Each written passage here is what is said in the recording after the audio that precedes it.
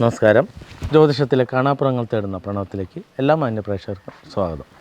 ഇന്ന് നമ്മൾ പറഞ്ഞുകൊണ്ടിരിക്കുന്നത് ഇപ്പോൾ തിയറിയാണ് ഇത്രയും കാലം പറഞ്ഞുകൊണ്ടിരുന്നത്. നിങ്ങളുടെ ജീവിതത്തിൽ നടക്കുന്ന, നിങ്ങളുടെയും എൻ്റെ എല്ലാവരുടെയും ജീവിതത്തിൽ നടക്കുന്ന എല്ലാ കാര്യങ്ങളും ഇത്രയും കാലം തിയറിയായിട്ട് പറഞ്ഞപ്പോൾ നിങ്ങൾക്ക് മനസ്സിലാകുന്നില്ല.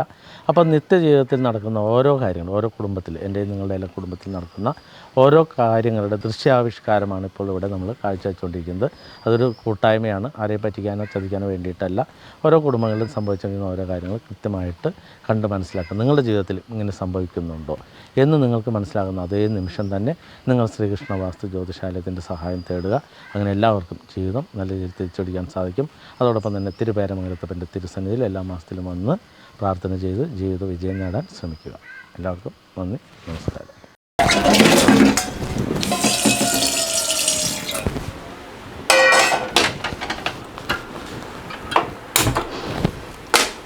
ഈ പെണ്ണ് ഇതുവരെ എഴുന്നേറ്റില്ലയോ?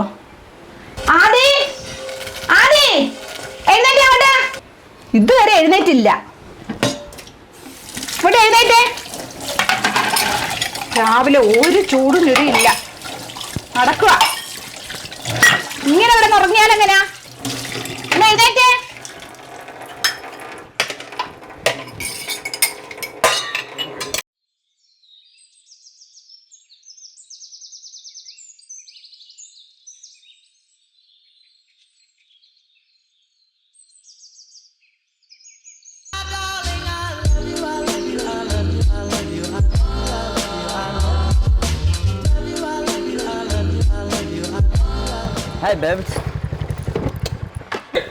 നീ ഇത് എവിടെയായിരുന്നു? അതെ, ഇത് ഞാൻ വീട്ടിൽ നട്ടുണ്ടാക്കണേന്നല്ല, ഇത് വലിയ സ്കീമാണ് ഇതൊക്കെ കൊണ്ടുവരണത്. ശരി ശരി, സാധനം എടുക്കാം. ഇല്ലല്ലേ, അയ്യോ നീ എന്ത് കളിക്കാതെ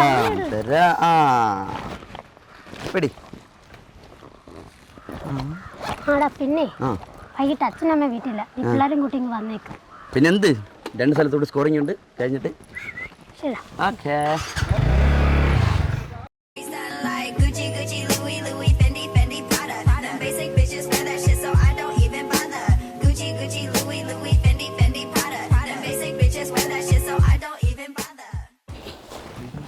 ഇതാണ് ഫസ്റ്റ് ടൂൾ. നോക്കി പഠിച്ചോ, ആവശ്യം വരും.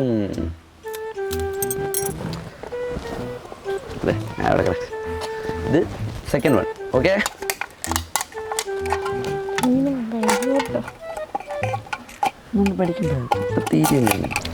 കഴിഞ്ഞു കഴിഞ്ഞു. ഇനിയാണ് പരിപാടി. ഇതങ്ങോട്ട് ഇറക്കുക. ഇതൊക്കെ ഒരു മാജിക് എന്നുള്ള രീതിയിൽ കണ്ടോണം. ഓക്കെ, റെഡി, പരിപാടി തുടങ്ങാം. സാധനങ്ങളൊക്കെ എല്ലാം ആയില്ലേ? അത് മതി, തൽക്കാലം ഇതിൽ നിൽക്കട്ടെ. കുറച്ച് ചെരുപ്പുകൾ എടുപ്പുണ്ടല്ലോ വീട്ടില്. ആരെങ്കിലും എന്തോ നമുക്ക് നോക്കാം.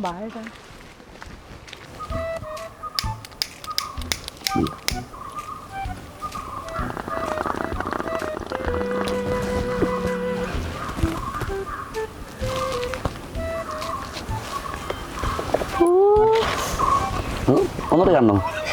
ഏടി തരാം തരാം, എല്ലാവർക്കും ഉണ്ട്.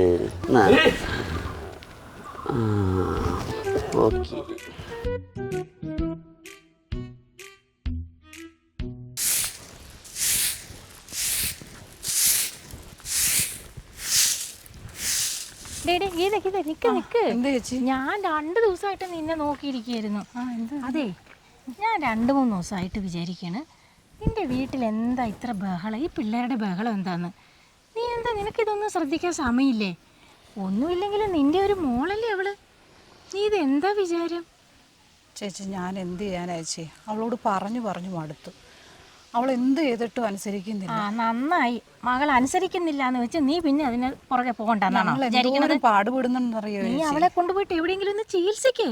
ഞങ്ങൾ ഒരുപാട് വിഷമത്തിൽ അയച്ചു. അവളെ കൊണ്ട് ഒരുപാട് അമ്പലങ്ങളിലും അവിടെ ഇവിടെ എല്ലാം ഞങ്ങൾ നേർച്ചയും വഴിപാടും നടത്തിയിരുന്നു. അത് പറഞ്ഞാൽ നീ അങ്ങനെ പറയാൻ പാടില്ല. നമുക്കൊരു മകളെ ഉള്ളൂ, നമ്മളത് നോക്കണം. നീ അവളുടെ അച്ഛനോട് പറ. ചേട്ടനോടൊന്ന് പറയണമെന്ന് വിചാരിച്ചു. അതന്നെ, നീ ഇനി വൈകണ്ടാട്ടെ. എന്തായാലും നീ വൈകണ്ട, അല്ലെങ്കിൽ നീ അവളുടെ ഭാവി പോകും. നീ അത് ആലോചിച്ചോ. നീ വെറുതെ അങ്ങോട്ടും ഇങ്ങോട്ടും നടക്കണ്ട വെറുതെ. എല്ലാം പറഞ്ഞ് നീ നേരെ ആക്കണം. ചേട്ടനോടൊന്ന് പറഞ്ഞ് സമ്മതിപ്പിച്ചാൽ റെഡി ആക്കാമെന്ന് വിചാരിച്ചിരിക്കും. അങ്ങനെ ചെയ്യട്ടോ. ശരി എന്നാൽ. ശരി ശരി, നീ പോയിട്ട് വാ എന്തായാലും.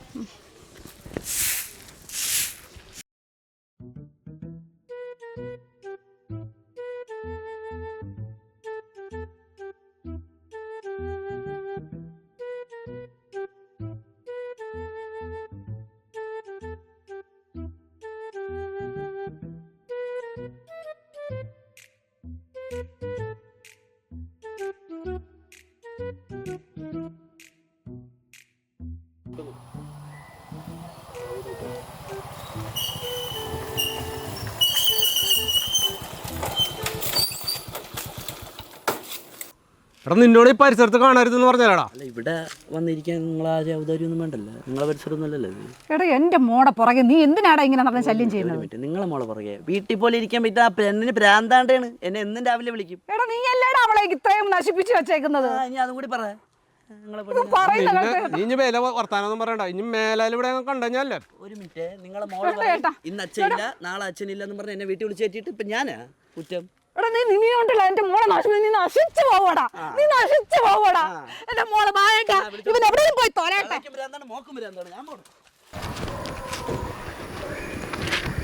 ആൻറ്റി, ഞാൻ ആൻറ്റി കണ്ട് സംസാരിക്കായിരിക്കുമായിരുന്നു. എന്നോടൊന്നും പറയണ്ട. മോളൊക്കെ ഞാൻ ഇങ്ങനെയാണോ കരുതിയിരിക്കുന്നത്? എൻ്റെ മക്കളെ പോലെ കരുതിയതല്ലേ നിങ്ങളെ? ആൻറ്റി, ഞങ്ങളൊന്നും ചെയ്തിട്ടില്ല. ഞാൻ അവളോട് പലതവണ പറഞ്ഞിട്ടുണ്ട് ആ കൂട്ടുകെട്ട് വിടണമെന്ന്. അവൾ കേൾക്കാത്തതാ. അവൾ ഇതിൽ അഡിക്റ്റ് ആയിപ്പോയി. ഞാൻ എത്ര നാളുകൊണ്ട് അവളോട് പറയുന്നതെന്ന് ആൻറ്റിക്കറിയോ? അന്ന് ആ പ്രശ്നത്തിൽ ഇവിടെ ഇരുന്നപ്പോൾ പോലും ഞാൻ പറയാം നീ അത് യൂസ് ചെയ്യരുത്, അച്ഛനും അമ്മയും വരും, അവർക്ക് വിഷമം ഉണ്ടാവുമെന്നാണ് പറഞ്ഞത്. എൻ്റെ മോളെ ഞാൻ ഇനി എന്ത് ചെയ്യാനാണ്? ഞാൻ എന്തെല്ലാം വഴിപാട് നടത്തി ഇവളൊന്നും നന്നാകാൻ വേണ്ടിയിട്ട്. അവൾ ഒരു തരത്തിലും നന്നാകത്തില്ല. എല്ലാ തരത്തിലും ഉപദേശിച്ചു. അങ്ങനെയാണെങ്കിൽ വിഷമത്തിൽ ഭയങ്കര അവിടെ അവൾ കോളേജിൽ പോലും കയറാറില്ല. ഞങ്ങൾ എല്ലാവരും അവളുടെ അടുത്ത് ഒരേ സ്വരത്തിലാണ് പറയുന്നത്, നീ ഇത് നിർത്ത്, അഡിക്റ്റഡ് ആവരുത്, യൂസ് ചെയ്തെന്ന് നിർത്തുക, മറ്റേ കൂട്ടുകെട്ട് വിടുന്നൊക്കെ അവളോട് പറയുന്നത്. അവൾ കേൾക്കുന്നില്ല. ഇനി ആര് പറഞ്ഞിട്ടും കാര്യമില്ലെന്ന് തോന്നുന്നു. ഈശ്വരനെ വിളിച്ച് പ്രാർത്ഥിക്കാമെന്നല്ലാതെ ഒരു കാര്യം അങ്ങനെ കളയണ്ട ആൻറ്റി. എനിക്കറിയാം ഒരു അമ്പലമുണ്ട്, എൻ്റെ ഫ്രണ്ട് പറഞ്ഞിട്ട് ഒരു അമ്പലമുണ്ട്, ഞങ്ങൾക്ക് അവിടെ പോകാം. നമുക്ക് അതെവിടെ മോളെ? അതൊന്ന് പറഞ്ഞാൽ നമുക്ക് അതേ ഉള്ളൂ രക്ഷ. അതിൻ്റെ ഒന്നും കൊണ്ടും ടെൻഷൻ ആവേണ്ട. പേരമംഗലത്ത് നാഗരാജാവ് ക്ഷേത്രമുണ്ട്, അവിടെ ചെന്ന് തന്ത്രയെ കാണുമ്പോൾ എല്ലാം മാറും. അവളെല്ലാം കൊണ്ട് ഓക്കെ ആവും. നമുക്ക് നോക്കാം മോളെ. ചേട്ടനോട് കൂടി ഒന്ന് സംസാരിക്കട്ടെ കേട്ടോ. ആൻറ്റി അങ്ങളോട് സംസാരിച്ചിട്ട് എന്നോട് കോണ്ടാക്ട് ചെയ്താൽ മതി. വിളിക്കാം. എന്താ ചേട്ടാ ഉറങ്ങിയില്ലേ? ഇന്ന് നമ്മുടെ മോളുടെ കാര്യം ഓർത്തിട്ട് എനിക്കിന്ന് ഉറക്കം വന്നില്ല. എന്ത് ചെയ്യാനാ ചേട്ടാ? നമുക്ക് ഇന്നും കണ്ട് തന്നെ കണ്ടില്ല. ഇന്ന് ആ സംഭവം നടന്ന് നമ്മളിൽ ആരും ഇല്ലാത്തപ്പോൾ ഇവിടെ കുറേ ആൾക്കാരെയും വിളിച്ച് ഇരുത്തി ഇങ്ങനെ തുടങ്ങിയാൽ എന്ത് ചെയ്യുന്നു? ഡോക്ടർമാരുടെ ഒക്കെ പോയതാണ്. എന്നിട്ട് എന്താ ഇത് ശരിയാവാത്ത? ശരിയാകുമായിരിക്കും. ഞാൻ മോളെ ഒന്ന് വിളിച്ചിട്ട് വന്ന്. ശരി ചേട്ടാ, ഇന്ന് വിഷമിക്കാം. ഞാൻ എന്തെങ്കിലും ഒന്ന് അവളോടൊന്നുകൂടെ നമുക്കേ സംസാരിച്ച് നോക്കാം.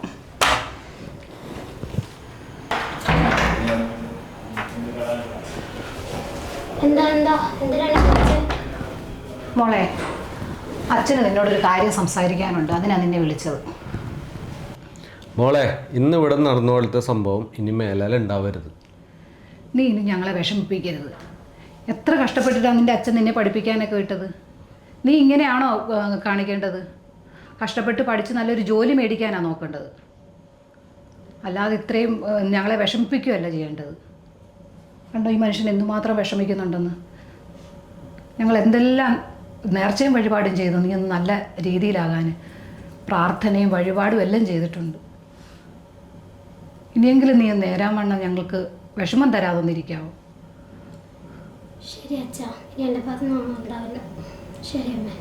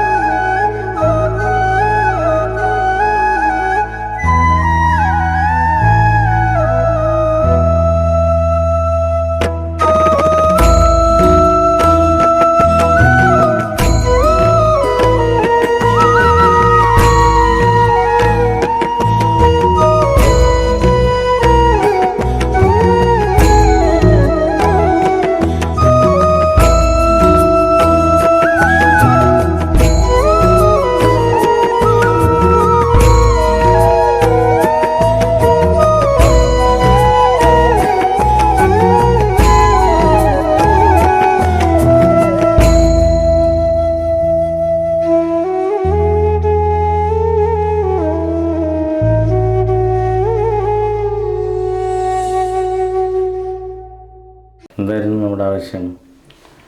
സാർ ഞങ്ങളെ മകള്, ഞങ്ങൾക്ക് ഒരേ ഒരു മകളേ ഉള്ളൂ. അവളെ ഞങ്ങൾ പഠിക്കാൻ കോളേജിൽ വിട്ടതാണ്. അവിടെ വെച്ച് അവൾക്കൊരു ചെറിയ അഫയറൊക്കെ ഉണ്ടായി. പക്ഷെ ഞങ്ങൾ വൈകി അറിഞ്ഞ അവൻ ഭയങ്കര കഞ്ചാവും മയക്കുമരുന്നും ഒക്കെ ആയിരുന്നു. അവളും ആ ഒരു രീതിയിലേക്ക് പിന്നെ അവിടുന്ന് ഞങ്ങൾ ഒത്തിരി അവളെ പറഞ്ഞ് റെഡിയാക്കി വീട്ടിലേക്ക് കൊണ്ടുവന്നു. പക്ഷെ അവൾ ഒരു തരത്തിലും പിന്നെ ആ ഒരു രീതിയിൽ നിന്ന് മാറുന്നില്ല. എപ്പോഴും ഒന്നിനും തയ്യാറാവുന്നില്ല. കുറേ കൂട്ടുകാരെയും എല്ലാവരെയും വിളിച്ച് വീട്ടിൽ കൊണ്ടുവന്ന് അത് തന്നെ കഞ്ചാവും മയക്കുമരുന്നും സിഗരറ്റ് എല്ലാ ലഹരി വസ്തുക്കളും ഉപയോഗിച്ചുകൊണ്ടിരിക്കുകയാണ്. അവളെ അവളുടെ കാരണം എന്താ നോക്കാം. അപ്പൊ മോളുടെ പേരെന്തായിരുന്നു? ആദിത്യ. നക്ഷത്രം പൂയ നക്ഷത്രം. നമ്മുടെ വീട്ടുകാരെന്താ? ആദിത്യ ഭവൻ. സ്ഥലം പാങ്ങോട്, തിരുവനന്തപുരം. അപ്പൊ ഒന്ന് പ്രാർത്ഥിച്ചോളൂ കേട്ടോ.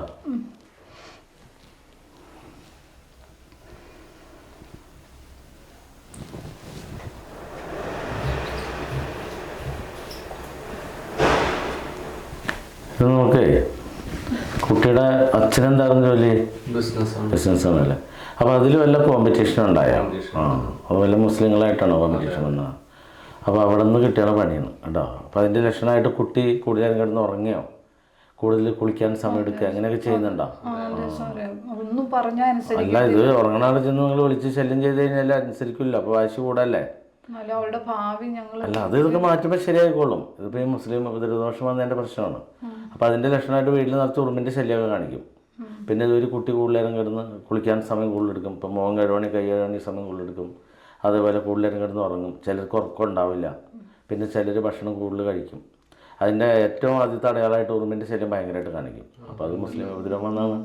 അത് നിങ്ങളുടെ വീട്ടിലും സ്ഥാപനത്തിലെല്ലാം ഇങ്ങനെ കിടന്ന് കാണിക്കും. അപ്പോൾ ഇത് വന്നു കഴിഞ്ഞാൽ നമ്മൾ ആവാന പൂജയിൽ മാറ്റണം കേട്ടോ. അപ്പോൾ നിങ്ങൾക്ക് കുടുംബക്ഷേത്രമൊക്കെ ഉണ്ടോ? അവിടെ പോകാറുണ്ടോ? പോക്ക് കുറവാണ്. അപ്പോൾ അവിടെ പോയി പ്രായശ്ചിത്തം ചെയ്യേണ്ടി വരും കേട്ടോ. പിന്നെ മരിച്ചവർക്ക് ബലിയിടലൊക്കെ എങ്ങനെ നിങ്ങളൊക്കെ ചെയ്യാറുണ്ടോ? ശ്രാദ്ധമൊന്നുമില്ല.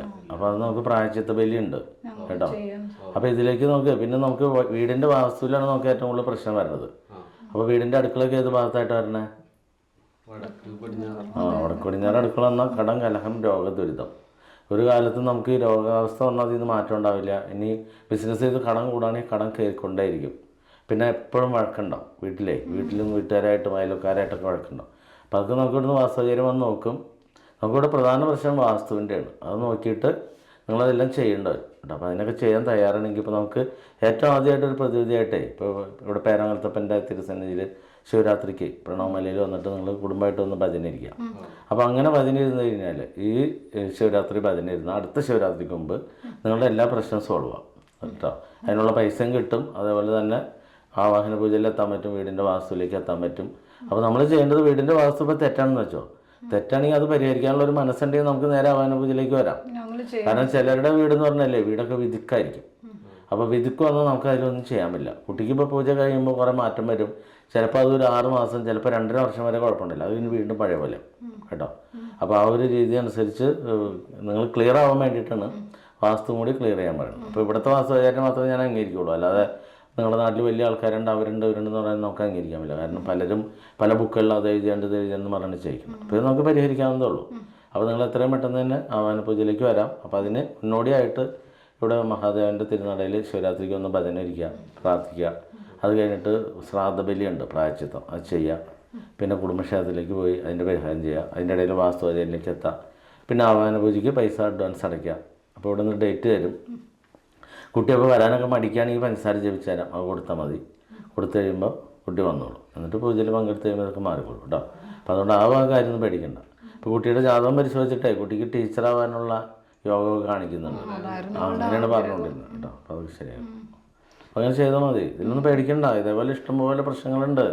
ഈ ആളുകൾക്ക് ജീവിതത്തിൽ പ്രശ്നങ്ങൾ വരുമ്പോൾ തിരിച്ചിപ്പോൾ നിങ്ങൾക്ക് ശരിക്കും പറഞ്ഞാൽ ജീവിതം രക്ഷപ്പെടാൻ വേണ്ടി ഈശ്വരൻ കാണിച്ചൊരു വഴിയാണ്. കുട്ടി ഇങ്ങനെ കാണിച്ചപ്പോൾ നിങ്ങൾ ശ്രദ്ധിച്ചു. ഇല്ലെങ്കിൽ നിങ്ങളിങ്ങനെ കടം കയറി താഴേക്ക് പോയിക്കൊണ്ടിരിക്കും. ബിസിനസ്സിൽ ഇടിവ് വരുമ്പോൾ ശ്രദ്ധിക്കില്ല, സ്വാഭാവികം എന്നുള്ള രീതിയിലേക്ക് പോകും കേട്ടോ. അപ്പോൾ ഇതിങ്ങനെ വരുമ്പോൾ മാറ്റി കഴിയുമ്പോൾ ബിസിനസ്സിൽ നല്ല അഭിവൃദ്ധി ഉണ്ടാവും, കുട്ടിയുടെ കാര്യമൊക്കെ ആയിക്കോളും.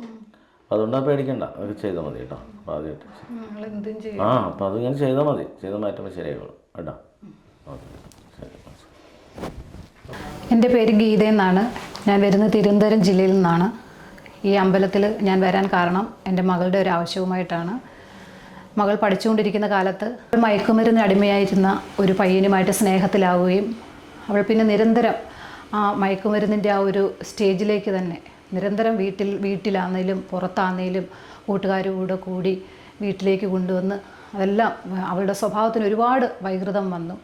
ഇതിൻ്റെ ഒരു മനോവിഷമത്തിൽ ഞാനും എൻ്റെ ഭർത്താവും ഇങ്ങനെ ഇരിക്കുമ്പോഴാണ് ഈ അമ്പലത്തെക്കുറിച്ച് ഞാൻ അറിയുന്നതും പേരാമ്പലം നാഗരാജ ക്ഷേത്രത്തെക്കുറിച്ച് അറിയുന്നതും അവിടെ ഒരു തന്ത്രി ഉള്ളതായിട്ട് അറിയുന്നതും. ആ തന്ത്രിയുടെ അടുത്തേക്ക് ഞങ്ങൾ വന്ന് വിഷമങ്ങൾ കാര്യങ്ങൾ പറഞ്ഞു. അവളുടെ ഭാവി എങ്ങനെയെങ്കിലും ഒന്ന് ശരിയാക്കാൻ വേണ്ടിയിട്ടാണ് ഞങ്ങൾ ഇവിടെ വന്ന ഈ തന്ത്രിയുടെ വിഷമങ്ങളെല്ലാം പറയുകയും ചെയ്തത്.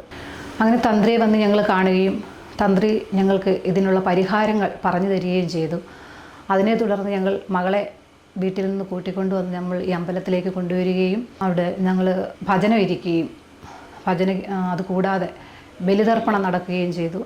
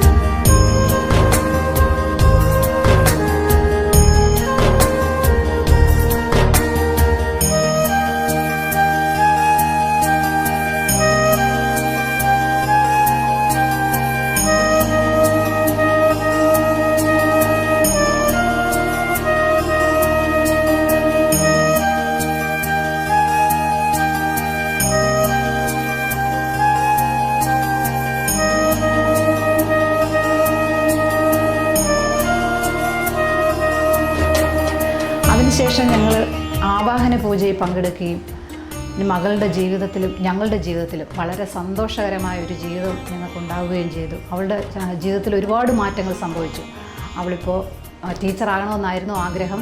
അവൾ പഠിച്ചിപ്പോൾ ഡിഗ്രി പാസ്സായി ടീച്ചിങ്ങിലേക്ക് കടന്നു. ശരിക്കും പറഞ്ഞാൽ ഈ ഒരു സന്തോഷം എല്ലാവരെയും ഒന്ന് അറിയിക്കണം. നിങ്ങൾക്ക് എന്ത് പ്രശ്നമുണ്ടെങ്കിലും ഈ ക്ഷേത്രത്തിൽ വരികയും ഗുരുനാഥനെ കണ്ട് നിങ്ങളുടെ പ്രശ്നങ്ങൾ പറഞ്ഞ് അതിനുള്ള പരിഹാരക്രിയകൾ ചെയ്താൽ നിങ്ങൾക്കതിൻ്റെ ഫലം ഉറപ്പായും ഉണ്ടാകും. എൻ്റെ ജീവിതമാണ് എൻ്റെ സാക്ഷ്യം.